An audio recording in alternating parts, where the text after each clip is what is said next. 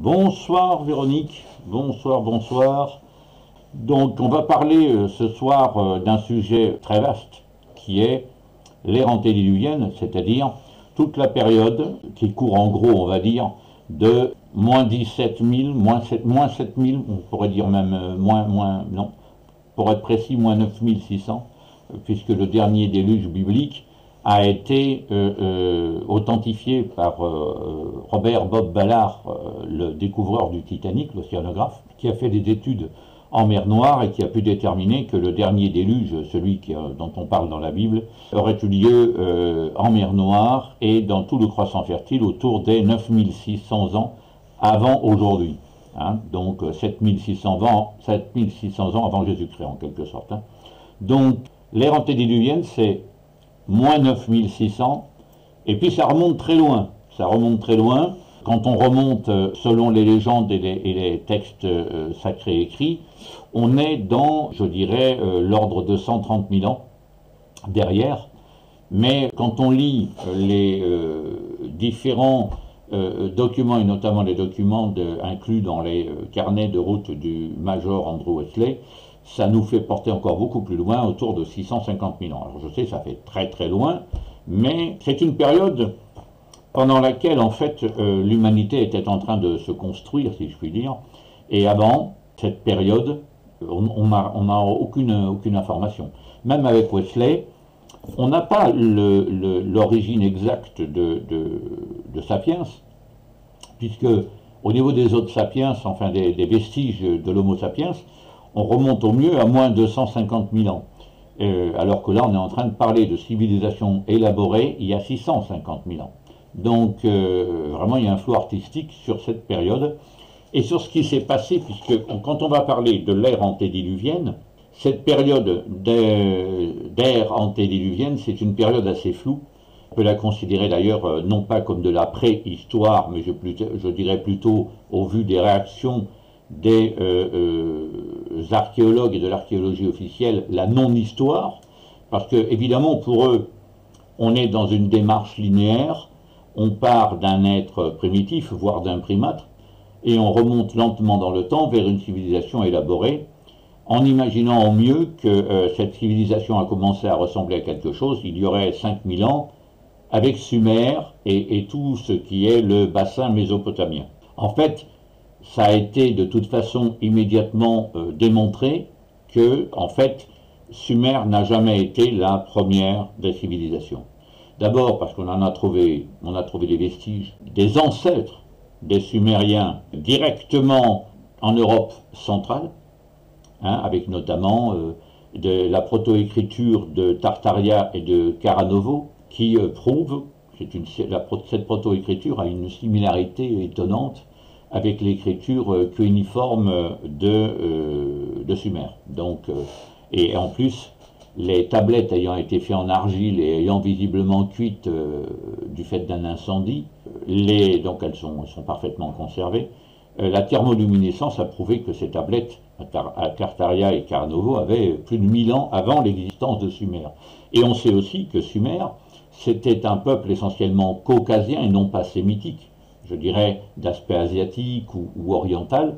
C'était véritablement des occidentaux qui s'étaient installés dans un bassin sémitique et qui ont apporté leur culture qui était radicalement différente de celle qui existait autour. Mais pour autant, ce n'est pas la première des civilisations.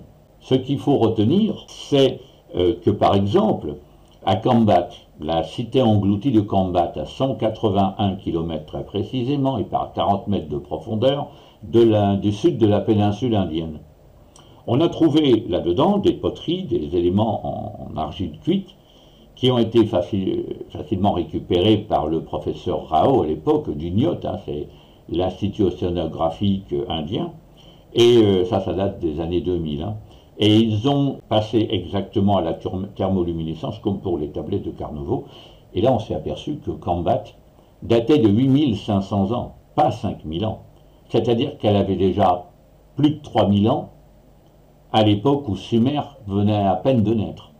Donc, vous voyez que et là c'est des preuves par la thermoluminescence, hein, des preuves par la datation, je veux dire, c'est comme l'ADN, hein, c'est incontestable ce genre de choses. Hein. Donc, mais ce n'est pas la seule cité. Regardez, si on parle de Sumer, on se pose en gros 5000-5500 ans avant. Göbekli Tepe, c'est pratiquement 12 000 ans, quoi. Donc ça ne peut pas être la première des civilisations. Et c'est tout le problème de l'ère antédiluvienne. C'est que plus on creuse, plus on trouve, plus on trouve, plus on plonge dans le temps de plus en plus profond. C'est ce que j'expliquais l'autre jour à propos des énigmes de la vallée du Visoko. Le labyrinthe de Ravni, c'est 31 000 ans. La pyramide, 24 800, radiodatée grâce à des feuilles de chêne qui ont été prises dans le béton qui a été coulé sur la colline terraformée de Vysotsika. Et ce n'est pas d'ailleurs la seule colline terraformée dans le monde. Hein. On en a trouvé de plus en plus et je reçois d'un peu tout le monde, de beaucoup d'entre vous d'ailleurs, qui se documentent, qui voyagent un peu sur différents sites internet et qui m'envoient des nouvelles au fait, Domi, est-ce que tu es au courant de ce truc-là? Et donc, ça me tient bien au courant de toutes les découvertes qui sont faites pratiquement au jour le jour. Hein. Donc, on s'aperçoit très vite que les civilisations, il faut remonter de plus en plus loin et on n'arrive pas à trouver le point de départ. Un point de départ officiel qui permet de dire les civilisations antédiluviennes, la civilisation en tant que concept est née à tel moment. Pour l'instant, on ne peut pas fixer de date. Alors après, comme je l'ai dit l'autre jour, dans le Ramayana, le Mahabharata, dans un certain nombre de livres, Purana, Vedas, etc., on trouve des datations approximatives qui permettent quand même d'avoir un calcul à peu près précis, mais en fait, on arrive difficilement à remonter au-delà de 20 000 ans. Hein, avec la partie bosniaque, ça commençait déjà un peu à fendre ce mur, disant, bon ben ok, d'accord, Sumer, c'est peut-être pas la première des civilisations, mais alors, la première, elle date de quand? Elle vient d'où? Ben, pour l'instant, personne ne sait rien, on n'a que des approximations à l'heure d'aujourd'hui.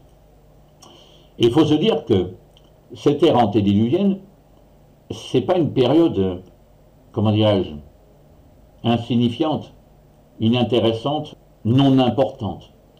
En fait, on s'aperçoit que la planète a vécu en gros, notamment dans les 130 000 dernières années, des changements climatiques majeurs, des changements géologiques majeurs, mais on n'est plus dans un changement de plaque tectonique, de modification des continents.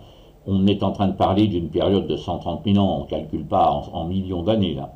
Donc je veux dire, on reste dans du concret, je dirais, au niveau, et dans du concret, dans de l'atteignable, dans du concevable, pour l'humain de base, si je puis dire, le non-initié en quelque sorte, d'un chemin d'élaboration du concept de civilisation. En fait, les 130 000 dernières années, et plus particulièrement les 117 000 dernières, ça a été quand même le dernier âge glaciaire, en fait une déglaciation lente, avec des effets un petit peu en dents de scie, hein, où il y a eu un certain nombre de périodes qui ont été particulièrement rigoureuses, et d'autres où il y a eu visiblement un radoucissement du climat. Et en fait, l'aspect de la planète d'aujourd'hui n'a pas plus de 20 000 ans. Hein. C'est le dernier âge glaciaire, le fameux DAG, le DAG, qui a en gros moins 22 000 ans, qui a véritablement dessiné les contours des continents tels qu'on les connaît aujourd'hui. Hein, en sachant quand même qu'il a été prouvé que sur ce que aujourd'hui nous considérons comme des littoraux, une grande partie d'une frange de littoral de tous les continents a été envahie, inondée et ensuite engloutie par les océans qui sont remontés quand même de 135 mètres. Alors 135 mètres, ça peut ne pas vous parler, mais en gros c'est à peu près la hauteur du premier étage de la Tour Eiffel. Ça fait quand même une belle distance en augmentation de flotte, hein. Et c'est pour ça qu'une grande partie des lieux qu'on pouvait traverser à pied, je veux parler par exemple du détroit de Bérin, mais on peut aussi parler de la Manche, hein. On pouvait aller en Angleterre à pied à l'époque, hein. Et le Dogger Bank, tout le monde en a dû entendre parler, hein. Le Dogger Bank, qui est en mer du Nord en gros, hein, est ce qu'aujourd'hui on appellerait un haut fond, mais en fait c'était un plateau qui était émergé, hors d'eau, il y a ne serait-ce que 10 ou 12 000 ans. Hein. Donc il y a toute une série de littoraux qui ont été habités, puisque vous voyez très bien qu'aujourd'hui on habite aussi au bord de mer. Hein. Ça n'a pas freiné l'humanité d'habiter au bord de mer. Ça a simplement reculé le fameux bord de mer. Mais l'ancien bord de mer, lui aussi, a été occupé. Il a été occupé par d'autres populations qui habitaient là-bas. Il faut savoir que toute la partie Manche, qui était hors d'eau à l'époque, et qui permettait de dire que la Grande-Bretagne et la France, ça formait qu'un seul et même espace, c'était des prairies. Hein. C'était de la prairie, c'était des pâturages, là-dessus il y avait des animaux en pagaille, et je ne sais pas si on en était déjà à l'agriculture, puisque l'agriculture et l'élevage a plutôt commencé en Orient qu'en Occident, mais enfin, les chasseurs-cueilleurs, ils évoluaient là-dessus à pied sec. Hein. Donc aujourd'hui, il y a à peu près, pour vous quand même vous donner une petite idée, en moins de 22 000 ans, c'est à peu près 25 millions de kilomètres carrés de littoraux qui ont disparu partout dans le monde. Les continents se sont considérablement rétrécis, si je puis dire. Et donc, la géologie de l'époque antédiluvienne, elle n'est pas du tout celle, la géographie même, elle n'est pas du tout celle que vous pouvez imaginer à l'heure d'aujourd'hui. Hein. La France n'avait pas le même découpage, et d'ailleurs tous les bords et tous les littoraux un petit peu partout n'avaient pas le même découpage. Hein. C'était très différent. Un certain nombre d'îles étaient rattachées. Il est même probable, par exemple, que la Corse et la Sardaigne formaient qu'une seule et même île. Hein. Donc ça, c'est tout à fait envisageable. Et beaucoup de petites îles en Méditerranée étaient hors d'eau. Un exemple, au sortir de la mer Méditerranée, vous avez un petit archipel qui s'appelle l'archipel Spartel, qui a été mis en évidence par Jacques Collina-Girard, qui est archéologue à la Maison de la Méditerranée, au truc archéologique d'Aix-en-Provence, et qui avait justement démontré qu'il était quand même surprenant de trouver un archipel au sortir des colonnes d'Hercule, du détroit de Gibraltar, direction le Grand Océan, alors qu'on parle d'une Atlantide qui se trouvait justement en face des colonnes d'Hercule. Après, l'archipel est englouti par 72 mètres de profondeur, il est quand même relativement petit, je crois que l'île principale ne fait pas plus de 12 km², on est très loin quand même des dimensions décrites par Platon pour parler de l'Atlantide. Hein. Donc, pour vous donner quand même une petite idée, si mes souvenirs sont bons, hein, je n'ai pas tout en tête là de manière précise, mais on était facilement dans les 100-110 000 km² quand on parle d'Atlantis, hein, et particulièrement de l'île principale, parce que il faut que vous arriviez à comprendre que quand on fait une analyse des fonds océaniques, et notamment des fonds océaniques de l'Atlantique nord et sud, on a la chaîne méridionale qui passe au beau milieu, et on se rend très bien compte qu'avec le niveau des plaques tectoniques, il n'a jamais pu exister un continent, à la taille d'un continent, entre l'Amérique et l'Afrique et l'Europe. Et d'ailleurs, si on resserre les continents par un simple découpage, on s'aperçoit que ce qui reste en espace disponible ne peut pas faire la taille d'Atlantis, telle qu'elle est décrite. Par contre, on peut se rendre compte d'une île qui ressemble fortement, qui est le fameux plateau des Bahamas aujourd'hui, et que l'Atlantide, quand Platon parle de sa taille, de sa dimension, je pense qu'il parlait plus spécifiquement de son influence politique et économique que d'une surface terrestre. C'était en fait un hyperarchipel, comme Mu d'ailleurs. Hein. Mu avait la même fonction, enfin la même construction. C'était toutes les deux des thalassocraties, hein, c'était donc des royaumes maritimes, qui avaient conquis un nombre incalculable de petites îles et qui en avaient fait littéralement chacun leur empire. Hein. D'ailleurs, en Camana, je vous expliquais l'autre jour, le fameux Camana, la langue antédiluvienne, hein, sur laquelle on avait travaillé avec Michel de Maria, Atlantis, Atl, Ant, Is, YS, et pas Yes. Yes, c'est un modernisme, YS. Ça veut dire tout simplement l'ancien royaume des océans.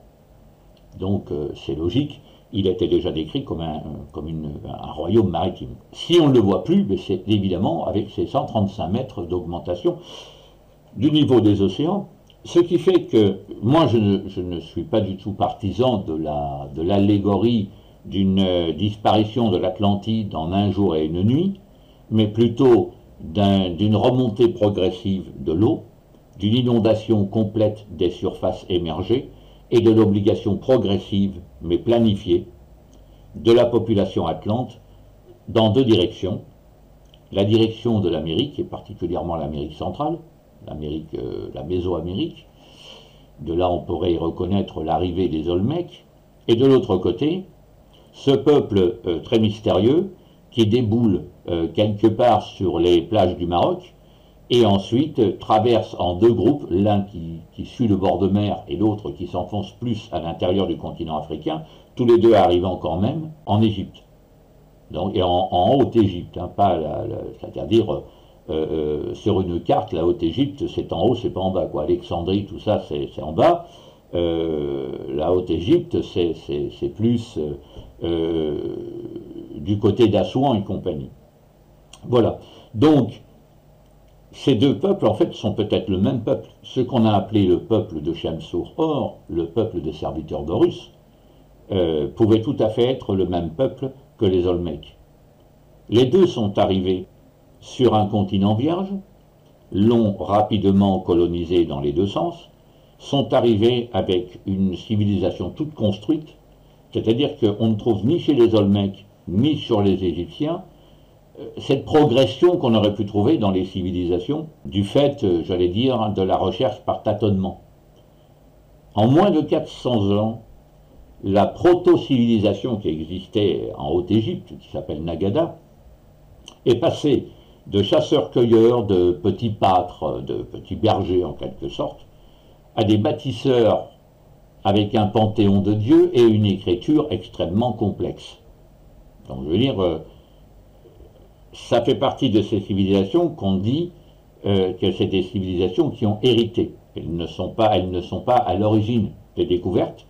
Elles ont pris ces découvertes parce que ces deux peuples, le peuple errant et le peuple local, sédentaire, ont fusionné et que ça a été, dans les deux cas de figure, pour le meilleur des gens qui habitaient le lieu où ces peuples ont débarqué. Ils ont amené une amélioration considérable. Encore une fois, pour l'instant, on n'a absolument aucune localisation précise de l'Atlantide. Moi, j'ai fait uniquement des recoupages, j'ai voyagé, vous savez que j'ai quand même 35 ans de baroud dans les dents, j'ai visité, exploré plus de 80 pays, et mes voyages m'ont fait parcourir à peu près la distance de 2 fois et demi le tour de ce globe. Donc, j'en ai vu des choses, beaucoup, j'ai même recensé plus de 50 000 vestiges un peu partout dans le monde, mais malgré ça, ça ne m'a jamais apporté une preuve de manière formelle que l'Atlantide était à tel endroit ou à tel autre.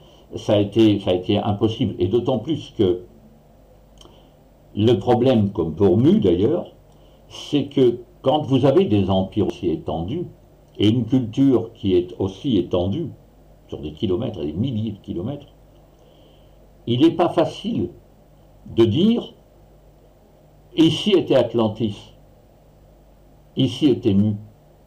On ne va pas pouvoir le situer exactement parce qu'il faudrait trouver la capitale déjà. Mais la culture, regardez la culture occidentale et le colonialisme. Le colonialisme a amené tous des comportements, des constructions, une culture, des langues, qui ne sont pas forcément les langues qui étaient parlées avant la colonisation, et qui le sont devenues. Et pour des gens qui tomberaient sur des documents d'il y a 10 000 ans, ils pourraient tout à fait penser que la France et ses colonies, c'était qu'un seul et même territoire, sans pouvoir dire où se trouvait la capitale, puisque eux, n'ayant pas vécu à notre époque, auront beaucoup de mal à dire et à affirmer Paris c'était la capitale et là c'était les colonies. C'est extrêmement difficile de pouvoir situer avec certitude. Je pars du principe que la civilisation des mégalithes, ce sont les survivants de l'Atlantide qui ont, on va dire, qui ont vécu comme tels pendant à peu près 5000 ans. Mais après la chute de l'Atlantide. Comme dans tous les désastres de ce type, c'est généralement l'élite qui disparaît en premier, et c'est malheureusement le reste qui survit, et qui essaye ensuite de reconstruire, de rebâtir la civilisation qui a été perdue, mais évidemment sans les connaissances, sans les savoirs, sans les techniques parfois qu'avaient leurs ancêtres. Donc au bout du compte, on n'obtient pas du tout le même résultat. Par contre, il est clair qu'on trouve des mégalithes partout, sur les deux bords des deux continents, hein, continent Amérique, Nord et Sud, et partout en Occident, aussi loin qu'on monte, et même en Afrique. Hein. Donc ça prouve bien qu'il y a eu là aussi un partage du savoir qui a été fait, même au niveau de la civilisation des mégalithes. On peut considérer que les gens, ça n'a pas été un groupement de personnes qui s'est dirigé vers une seule et unique destination, mais tout le monde a quitté l'endroit qui s'inondait et est allé en quelque sorte directement en face. Alors en face, pour certains c'était l'Occident, pour d'autres c'était l'Afrique, pour d'autres c'était la Mésoamérique. Mais ils sont arrivés, je dirais, comme ils ont pu, et ils ont fait du mieux qu'ils ont pu par rapport à ce qui restait des connaissances suite à l'effondrement de leur civilisation, et que donc la civilisation des mégalithes, c'est en quelque sorte les survivants atlantes, et que c'est la raison pour laquelle, par exemple, beaucoup de Celtes, et notamment dans les Celtes, les fameux Gaulois, qui ont dit nous on fait usage des menhirs, des cromlechs, des dolmens, mais c'est pas nous qui les avons bâtis. Et beaucoup de textes historiques répondent dans ce sens, c'est-à-dire que le peuple gaulois, le peuple celte, qu'il soit les Ligures d'Espagne ou les Britons d'Angleterre, tous ont dit mais on n'a rien fait, nous. Nous, c'était là quand on est arrivé, nous. Donc, après, ils en ont fait usage, hein, c'était bien pratique. De toute façon, ils ne savaient pas le bâtir eux-mêmes. Alors, du coup, ils en ont fait usage, un peu comme les Égyptiens ont fait usage du savoir probablement atlante, comme les Olmèques, qui étaient probablement des Atlantes aussi, ont fait usage et ont développé ainsi toutes les civilisations amérindiennes. Parce qu'il faut bien se dire que les Olmèques ont bien sûr généré toute la chaîne Maya, Aztèque, Toltèque, j'en passe et les meilleurs, mais ils ont aussi généré les Moundbuilders, le peuple de Cahokia, les Anasasis, les Hopis. Tout ça, c'est la même branche. Simplement, c'est des développements parce que ils ont d'abord rentré par la péninsule de Yucatan, puis ensuite chacun est parti dans ses directions, à explorer son coin de terre et à essayer de s'installer où il voulait. Et au bout du compte, il y a eu ce déplacement démographique qui a même traversé la jungle d'Amazonie, qui n'en était pas une à l'époque. C'est pour ça qu'on trouve des tas de constructions à l'intérieur de l'Amazonie, et qui ont amené ensuite ces peuples de l'autre côté, sur l'autre versant de l'Amérique, notamment au Pérou, en Colombie, en Bolivie, et ça va même un peu plus loin, hein, ça va jusqu'à la Terre de Feu, des traces d'une évolution, d'une déclinaison multiple d'un même peuple qui était au départ les Olmèques. Il y a une sorte de continuité dans la démographie. Et dans cette ère antédiluvienne, ce qui est difficile, c'est que d'abord, on a du mal à situer comment ça se passait au niveau climatologique. Et déjà, climatologique, c'était pas simple, hein, puisque, comme je vous l'ai dit, de moins 117 on va dire, vraiment à moins 17 000, ça a quand même été particulièrement tendu. Et on peut comprendre, avec les difficultés que rencontraient les peuples à cette époque-là, qu'ils aient essayé de trouver une solution pour arriver à survivre. Ils avaient vite compris que par le clan, ça ne suffisait plus. Ça ne suffisait plus pour se protéger. Il fallait trouver d'autres solutions. Il fallait non seulement trouver le moyen d'être plus nombreux pour pouvoir pour créer en quelque sorte des conditions plus favorables, que ce soit en trouvant des systèmes de culture, des méthodes de construction. On ne pouvait plus rester dans les grottes. Hein. Les grottes, ça va bien, mais je veux dire, il fallait vraiment passer à autre chose, quoi. Et au niveau de ce concept, pour faire face à, je dirais, les problématiques climatiques, les changements de climat, il y avoir des changements de climat sévères. Hein. Vous savez, tout ce que je vous dis se trouve là-dedans.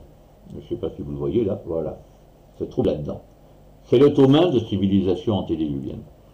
Quand j'ai commencé mon tour du monde, de 2003 à 2006, j'ai évidemment collecté des informations diverses et variées sur à peu près tous les sujets relatifs, je dirais, au monde d'avant.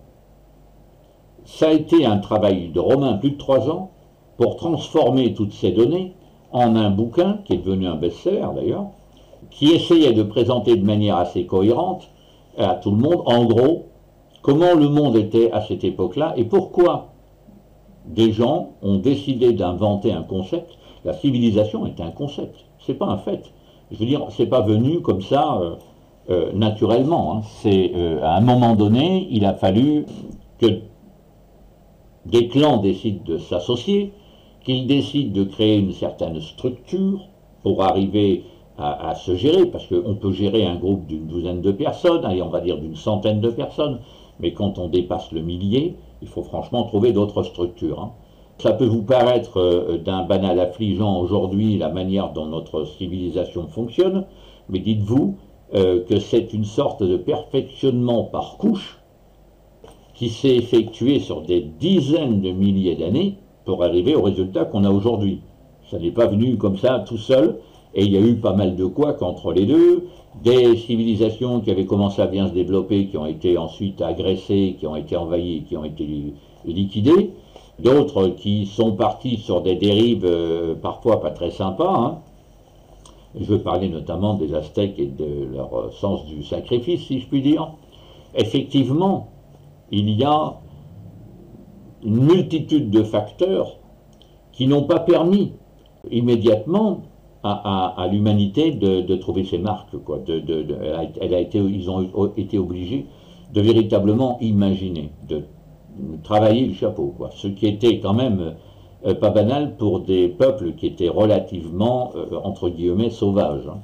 Donc, et qui ont dû se mettre à réfléchir de plus en plus et à agir peut-être plus modérément.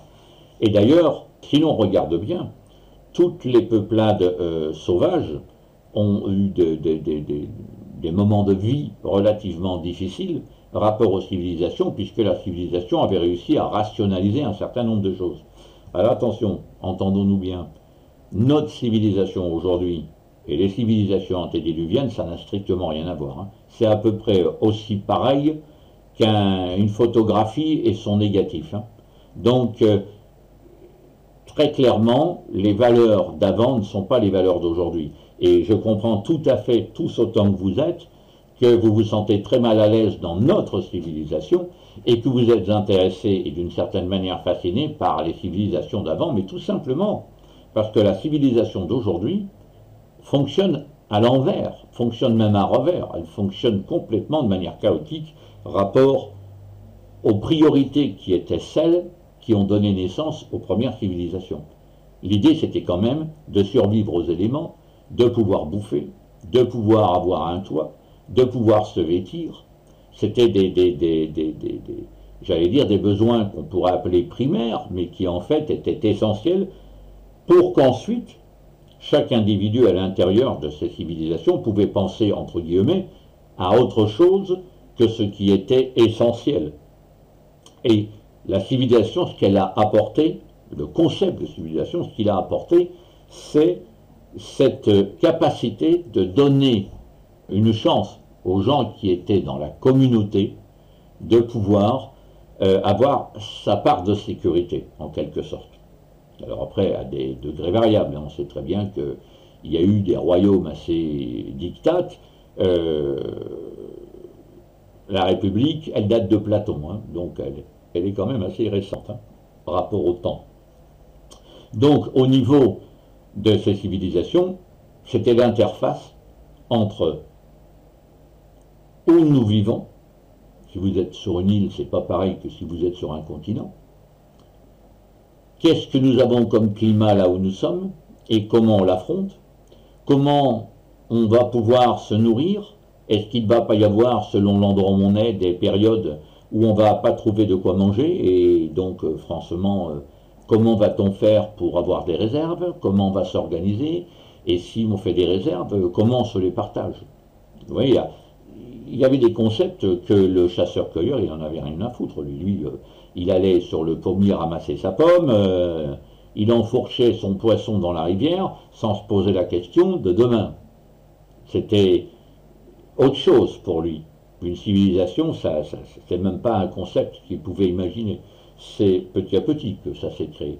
Et ça, toutes ces civilisations ont vécu et ont progressé, plus ou moins vite certaines, parce qu'elles étaient dans des conditions particulières. Il faut se rendre compte d'une chose, par exemple pour l'Atlantide. On a une preuve indéniable que Tartessos, enfin Tartessos c'est le nom carthaginois de Tarse, la cité de Tarse, dans le sud de l'Espagne, dans le parc de Donana très précisément, où mon ami Georgios Diaz Montexano et moi-même avons localisé le fameux royaume de Tarse. Et ce royaume était en relation avec l'Atlantide. On en a des preuves par les dires de son dernier grand roi, celui qui a eu, on va dire, assez de notoriété pour laisser une trace dans l'histoire, c'était Arc-Antoine, et qui disait déjà, à l'époque, à son époque à lui, qu'il avait en bibliothèque à Tarse des ouvrages, enfin des documents, des choses dont l'âge était supérieur à 7000 ans avant son règne. Et quand on regarde le règne d'Arc-Antoine, on plonge très rapidement dans la période où l'Atlantide, c'était pas un mythe, c'était carrément le voisin d'à côté, le commerçant avec qui on négociait. Vous savez que l'apparition, par exemple, du gouvernail, aujourd'hui dans un navire, un gouvernail, la quille, tout ça, le gouvernail, c'est quelque chose qui paraît évident. Mais figurez-vous que les premiers bateaux qui ont eu une quille, qui ont eu une dérive pour se diriger, un gouvernail pour se diriger, ce sont des navires qui sont nés sur les côtes portugo-espagnoles. Partout ailleurs, ils avaient uniquement le grand bâton pour se pousser dans l'eau et puis remonter à contre-courant ou faire quelque chose, un voyage à longue distance, vous ne pouviez pas le faire. Hein. Votre bateau était à fond plat, la moindre vague de travers, vous étiez retourné et vous ne pouviez pas vous diriger. Il n'y avait aucun moyen de se diriger. Dans un fleuve, vous vous dirigez, s'il n'est pas trop profond, avec ce bâton pour vous pousser à droite, à gauche, etc. Mais dès que vous rentrez dans une mer, vous ne pouviez plus rien faire.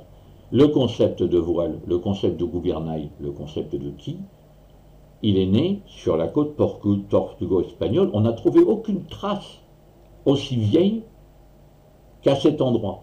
Et cet endroit, c'est quoi? C'est le littoral qui est littéralement opposé à ce qui était autrefois l'Atlantide et sa zone d'influence. On sait d'avance. Moi, je ne regarde pas les Atlantes comme, je dirais, beaucoup de gens les voient, je veux dire, le cristal de la mort, des soucoupes volantes, enfin, je reste sur Terre quand même. Mais il faut quand même imaginer que c'était au moins une civilisation gréco-romaine, de type gréco-romaine, en plein néolithique, en pleine préhistoire. Quoi.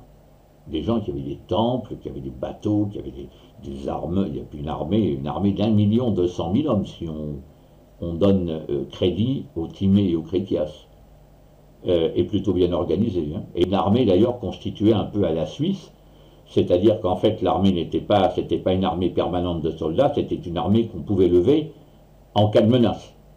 Les gens s'entraînaient pour rester, je dirais, en forme, et puis il suffisait d'un appel pour que chaque ville amène son lot de soldats, son lot de chars, son lot de bateaux, etc. etc.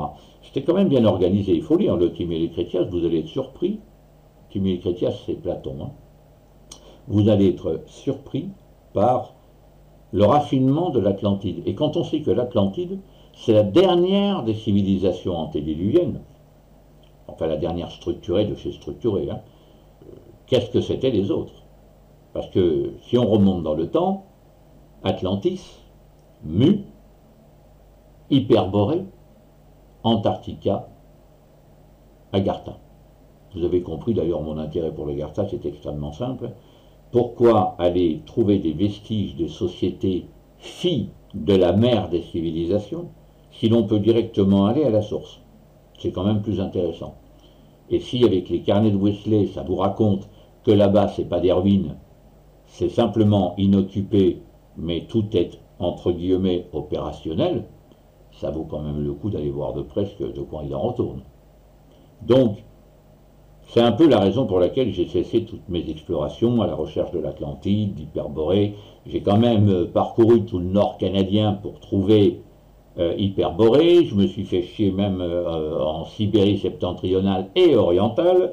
Je me suis tapé quand même une partie de l'Amérique centrale, l'Amérique du Nord et l'Amérique du Sud. Je me suis fait tout l'Atlantique en long, en large et en travers pour arriver à trouver des vestiges de l'Atlantide, de ses dépendances, de ces îles.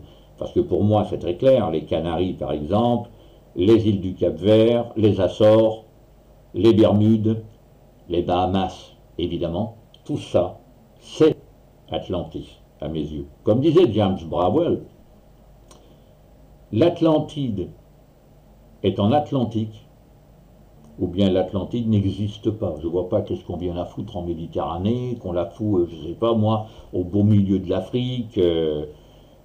Non, il faut essayer d'éviter de partir dans toutes les directions. C'est quand même ce peuple qui a donné son nom à tout l'océan, hein, l'océan Atlantique.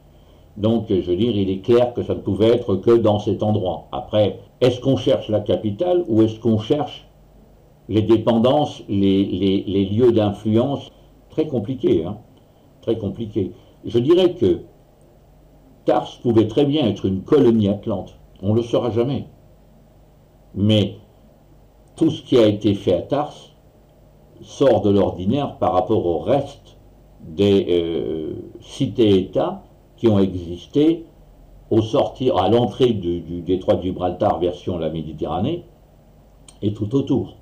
C'était quand même à une époque, et bien avant que la Grèce devienne le pays et Rome l'empire, c'était c'était le plus grand chantier naval, la plus grande manufacture d'armes, et c'était surtout un pourvoyeur particulièrement productif d'or et d'argent. Et comme je vous l'ai dit, ils avaient toute une série d'avancées technologiques qui n'avaient absolument rien à voir avec ce qui se faisait au même moment n'importe où dans le monde. Donc, on peut effectivement considérer que Tars, c'était vraiment une avancée, mais ça n'était pas l'Atlantide. Je suis opposé là-dessus avec mon ami Giorgio, qui lui considère que peut-être l'Atlantide, c'était Tarsis. Moi, je lui dis non, faut arrêter. C'était bien plus grand que ça. C'était certaines spécificités de l'Atlantide, on ne les retrouve pas dans le royaume de Tars. Et donc, par voie de conséquence, on ne peut pas affirmer que Tars est l'Atlantide. Mais on peut affirmer que Tars a subi l'influence de l'Atlantide, comme nous on a subi l'Amérique avec le Coca-Cola, les chewing-gums et notamment les McDo. Hein.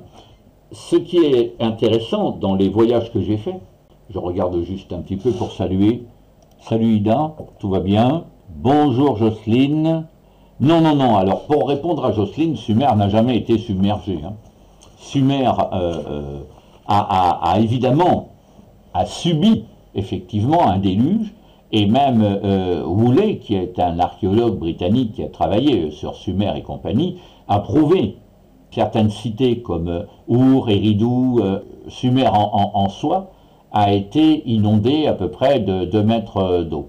Hein. Donc, parce que dans le limon, dans la terre, quand ils ont commencé à dégager les cités, ils ont trouvé des couches parfaitement lisses, ne contenant absolument aucune poterie, aucune manufacture, rien qui pouvait laisser penser à des débris de peuplade. Donc, ils ont été submergés, mais pas au point de disparaître. En fait, Sumer, petit à petit, a donné naissance, c'est quand même la graine qui a amené le royaume d'Akkad, lequel a amené Babylone, Ninive et compagnie, voilà, l'empire perse de plus tard. Mais ils ont effectivement pris pas mal de flottes. Salut Stéphane.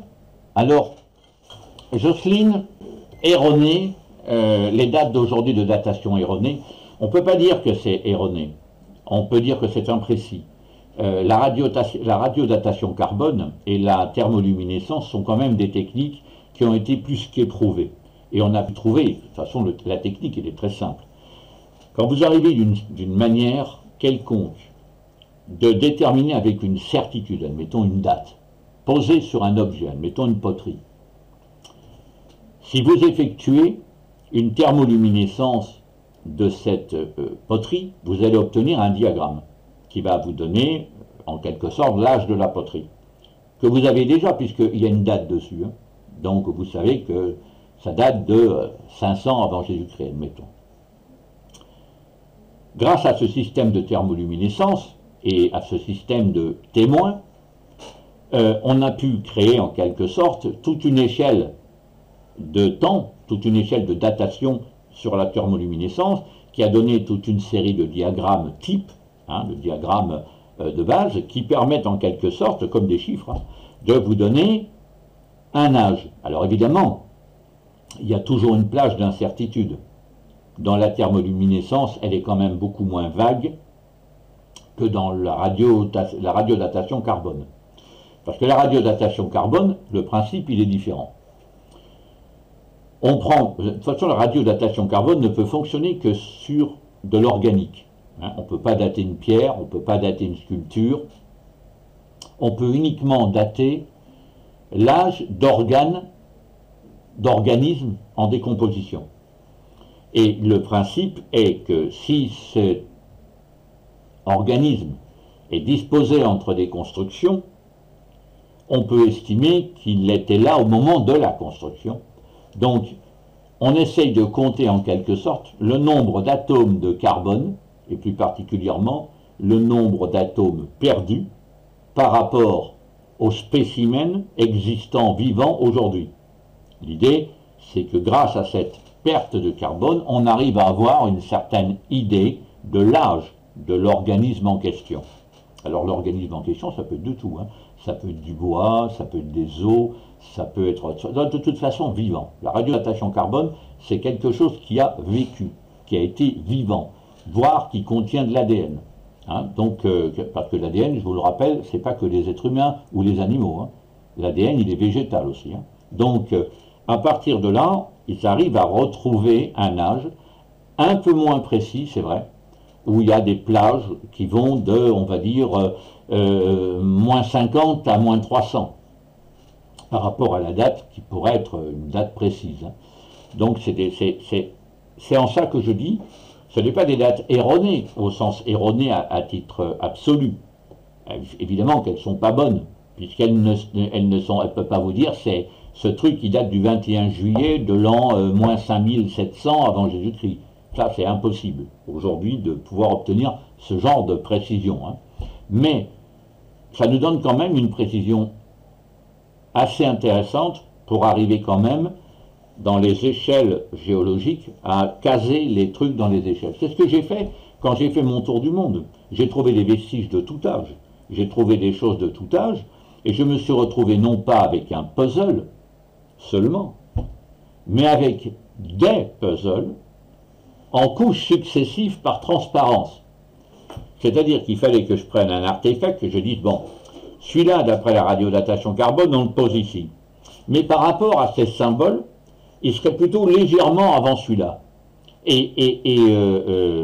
C'est ce travail de fourmi, qui a duré quand même 3 ans, pour vous situer quand même ce qui se passait physiquement chez moi, l'intégralité de mes pièces, c'était vous aviez l'impression d'être dans un burlingue de psychopathe, avec des cartes de tous les côtés, des calques monstrueux, et des épingles, où je positionnais avec les épingles en fonction des couleurs, c'était des tranches temporelles, et j'essayais d'arriver à dire, ben, tous ces artefacts, ça date de cette période, mais si je pose le calque par-dessus, il faut que je mette ces épingles-là pour désigner ces artefacts-là, qui sont arrivés juste après, et on peut le savoir parce que tel frise, tel dessin, on est certain que c'était des dessins qui venaient à cette période, et ceux-là ont succédé, et vous passez des nuits et des jours à superposer les choses pour arriver à avoir en quelque sorte, non pas une vision du monde antédiluvien sur, admettons, une date précise, vous aviez une sorte de vision temporelle décalée, en perspective, de ce qui pouvait être né il y a 130 000 ans jusqu'à, en gros, Sumer. Et là, c'est comme ça que j'arrivais à situer certains artefacts, je dirais, au bon endroit, tellement au bon endroit que j'ai des gens qui ont acheté mon bouquin, ça a quand même été un best-seller, des gens à l'étranger, je parle, hein, des chercheurs même, des gens qui m'étaient 100 fois supérieurs au niveau des bagages, au niveau du travail qu'ils avaient déjà fait, et qui m'ont pointé en correspondance email en disant bravo, parce que effectivement c'est très logique ton truc, ça va dans ce sens-là, je pense que tu as mis le doigt sur quelque chose. Donc ce travail, c'était assez sympa, et puis quand j'avais ce retour de spécialiste, ça permettait encore d'affiner, parce que le gars disait non, non, mais attention, sur l'artefact dont tu parles là, tu ne peux le positionner dans la tranche temporelle que de telle période à telle période. Donc, l'artefact que tu as posé dans telle période, il faut que tu le redécales en arrière, ou bien que tu le ravances en avant. Il ne pouvait pas être à cette époque-là, à cet endroit. Donc, ça a été très très intéressant. J'ai bossé, je bosse encore, je suis en relation amicale maintenant plus que de travail, avec 85 pointures en recherche archéologique, glaciologique, géologique, j'en passe et des meilleurs, hein, où les gens régulièrement m'informent de l'avancée de leurs propres travaux, et ils viennent commenter des fois mes publications. Hein. Ils me lisent et attends, il y a ça là, tu devrais préciser ça, si un jour tu ressors le bouquin, il faut que tu rajoutes un paragraphe sur tel et tel machin. C'est assez intéressant de ce côté-là, parce que on est tout un groupe finalement à essayer d'arriver à photographier, mais c'est pratiquement une photographie 3D en fait, hein, de l'époque de l'ère antédiluvienne. On ne peut pas la situer comme un tout, parce qu'il y a eu toute une série d'évolutions à l'intérieur même. Si on part du principe que l'homme était un parfait abruti, Homo sapiens tel qu'on le présente par l'histoire officielle, c'est possible, j'en suis pas sûr du tout, mais c'est possible. Ça remonterait, selon les différents éléments que je possède, à plus de 650 000 ans. Et ensuite, il aurait évolué, il serait arrivé à notre point en 650 000 ans. Je vous rappelle quand même que selon l'archéologie officielle, l'être sapiens, hein, l'Homo sapiens, aurait, avec ses descendants, 3 millions d'années. Alors je ne sais pas où ils ont foutu les autres, les 2 350 000 ans, 2 500 000 ans manquants. Donc, je ne sais pas où ils ont foutu. Mais, et sur les origines de l'homme, j'en parlerai d'ailleurs dans une prochaine émission, je vais vous faire des bons, quand je vais vous expliquer mes recherches sur les origines de l'homme, où je suis même allé au musée de l'homme, et où j'ai mis les anthropologues en défaut. En défaut. Ils ont été incapables de me donner une réponse cohérente à une question posée à partir d'éléments qui avaient été quand même publiés dans des revues scientifiques internationales. Donc je veux dire, il y a un véritable schisme, et vous le savez tous et toutes autant que vous êtes, vous le savez. Je ne vais pas vous dire, je ne vais pas être complotiste, je ne vais pas vous dire qu'il vous cache quelque chose. C'est bien plus affligeant. Ils ignorent. Ils ignorent. Ils ne savent pas. Ils posent les choses un peu par tâtonnement, un peu par un raisonnement plus ou moins déductif, et ils se disent en gros ça devrait tenir la route. Non mais on ne peut pas penser comme ça. On ne peut pas penser que ça devrait tenir la route.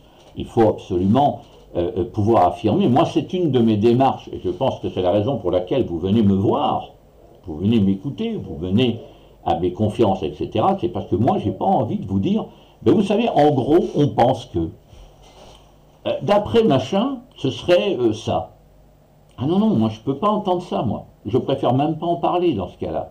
Moi, je veux quelque chose qui soit, comment dirais-je, pas indémontable, parce qu'on le sait, on fait des découvertes nouvelles qui changent d'un coup la perspective de ce qu'on croyait tout à fait valable il y a encore 2 ou 3 ans avant.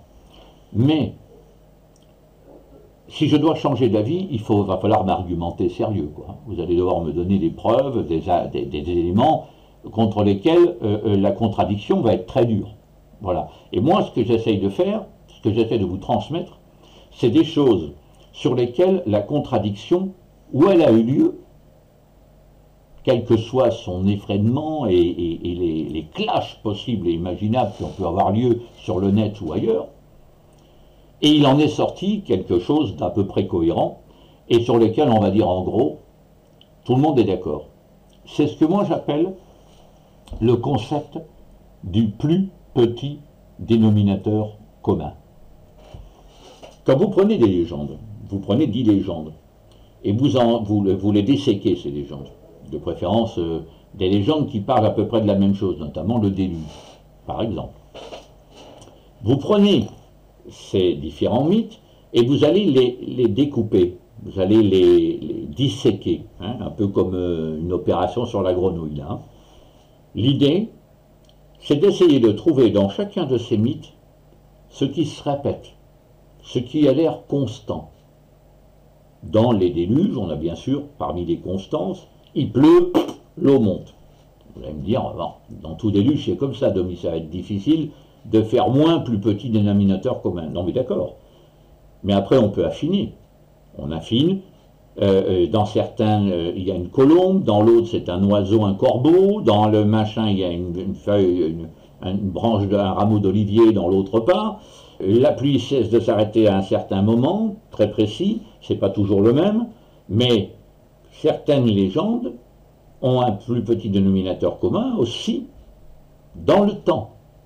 C'est-à-dire que vous pouvez trouver un mythe de légende indonésien qui va vous décrire à peu de choses près le déluge biblique de Noah ou de Gilgamesh, puisqu'on sait très bien que le déluge biblique de Noé est inspiré directement de l'épopée de Gilgamesh, et à partir de là, vous allez arriver à construire en quelque sorte des points communs, ces fameux dénominateurs communs.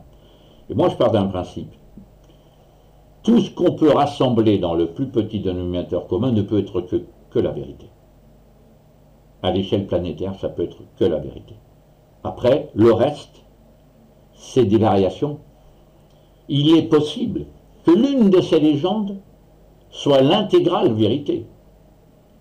Mais comment la distinguer dans toutes les autres, autrement qu'en mettant la main sur des artefacts, des textes, des tablettes, enfin ce que vous voulez, qui petit à petit vont venir renforcer le discours et refermer la recherche sur une légende en particulier qui deviendra à ce moment-là un récit historique. Ça ne deviendra plus du tout une légende. Et le problème à l'heure d'aujourd'hui, c'est que même dans le langage de base, le français de base, il y a beaucoup de gens qui... Moi, je suis absolument catastrophé, je vous le dis honnêtement, hein, mais peut-être parce que je suis un puriste, hein, je suis absolument catastrophé par la perte du langage, la perte de la langue française, sa vulgarisation à un point tel que tout un pan du vocabulaire a purement et simplement disparu, et qu'en perdant cette richesse de nuances qui était apportée par le vocabulaire, on perd grave en précision quand on veut parler de quelque chose. Un exemple, le mythe.